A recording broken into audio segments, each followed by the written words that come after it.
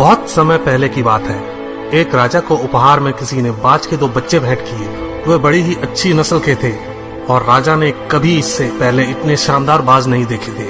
राजा ने उनकी देखभाल के लिए एक अनुभवी आदमी को नियुक्त कर दिया। जब कुछ महीने बीत गए तो राजा ने बाजों को देखने का मन बनाया और उस जगह पहुंच गए जहां उन्हें पाला जा रहा था। राजा ने देखा कि दोनों बाज काफी बड़े हो चुके थे और अब पहले से भी शानदार लग रहे थे। राजा ने बाजों की देखभाल कर रहे आदमी से कहा, मैं इनकी उड़ान देखना चाहता हूँ, तुम इन्हें उड़ने का इशारा करो। आदमी ने ऐसा ही किया। इशारा मिलते ही दोनों बाज उड़ान भरने लगे, पर जहाँ एक बाज आसमान की ऊंचाइयों को छू रहा था, वहीं दूसरा कुछ ऊपर जाकर उसी डाल पर आकर बैठ गया जिससे वो उड़ा था। ये देख राजा को कुछ अजीब लगा। क्या बात है, जहाँ एक बाज इतनी अच्छी उड़ान भर रहा है, वहीं ये दूसरा बाज उड़ना ही नहीं चाह रहा।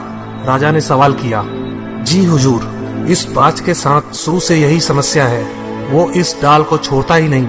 राजा को दोनों ही बाज प्रिय थे और वो दूसरे बाज को भी उसी तरह उड़ना देखना चाहते थे। अगले दिन पूरे राज्य में ऐलान कर दिया गया, जो व्यक्ति इस बाज को ऊंचा उड़ाने में कामयाब होगा उसे ढेरों इनाम दिया जाएगा। फिर क्या था, एक से एक विद्वान आए और बाज को उड़ाने का प्रयास करने लगे, पर हफ्तों बीत जाने के बाद भी बाज का वही हाल था। वो थोड़ा सा उड़ता और वापस उसी डाल पर आकर बैठ जाता। फिर एक दिन कुछ अनोखा हुआ। राजा ने देखा कि दोनों बाज आसमान में उड़ रहे हैं। उन्हें अपनी आंखों पर यकीन नहीं हुआ और उन्होंने तुरंत उस व्यक्ति का पता लगाने को कहा जिसने ये कारनामा कर दिखाया था। वह व्यक्ति एक किसान था। अगले दिन वह दरबार में हाजिर हुआ।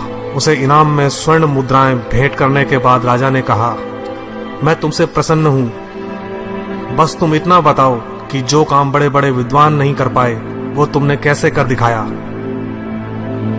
मालिक, मैं तो एक साधारण सा किसान हूँ, मैं ज्ञान की ज्यादा बातें नहीं जानता।